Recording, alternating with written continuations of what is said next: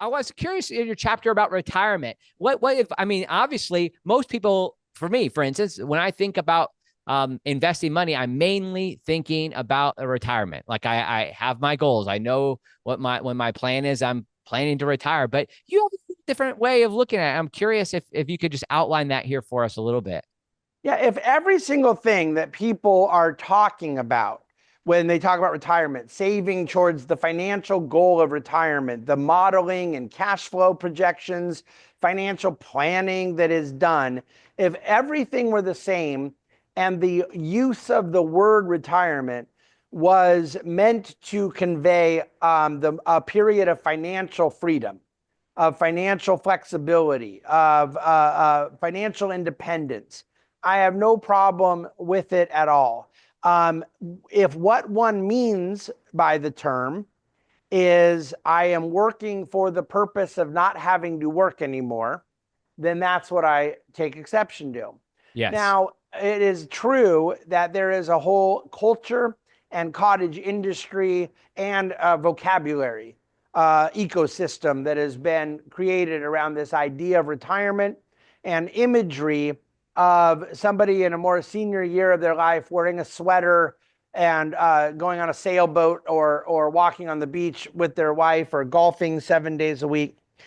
I just want to be very clear that this stuff was concocted by Madison Avenue in the last 4 or 5 decades because for thousands of years before that, these were entirely foreign concepts to the Mm. entire world.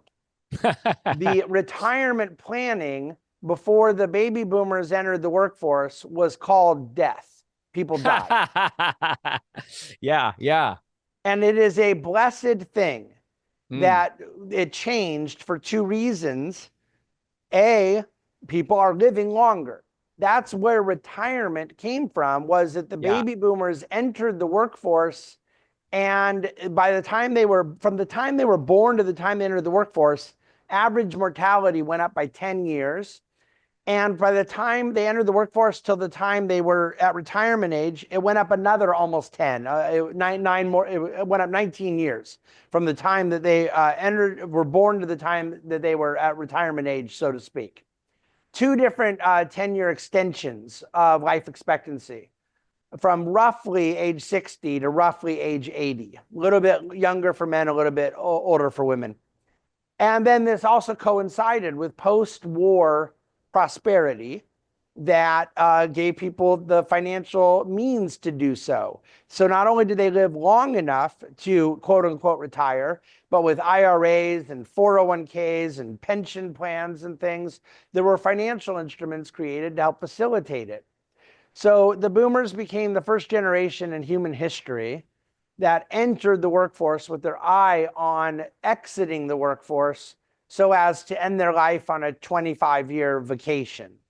Mm. I am all for people having age and stage differences in what they will do in the senior years of their life. For one thing, a significant amount of people that their back hurts after work every day, they physically would not be in the same position that many white collar people like myself may be in. And yet at the same time, I cannot get behind the idea that someone should enter a phase of life where they are divorced from any useful activity. Hmm. And of course, there are some who say, no, no, no, I'm retired. I'm spending all kinds of time with the grandkids and I'm vacationing and all those great things.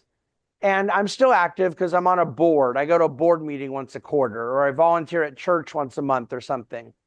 And I get it, but that's not really what I'm referring to. I think a day-to-day usefulness, sometimes still connected to what you did in your career, sometimes maybe not. I'm not trying to legalistically impose a script for everybody. I do happen to believe that for a lot of people, what they did for 30 or 40 years, gaining maturity, experience, expertise, wisdom, is probably where they're going to be most useful in the Yeah. senior Interesting. years of their life as well. Maybe mentoring, maybe in an advisory capacity, maybe less hands-on. But again, the financial freedom of retirement is not the problem. It is the belief, implicit or explicit, that work is done so you won't have to do it anymore. That's what I'm pushing back on.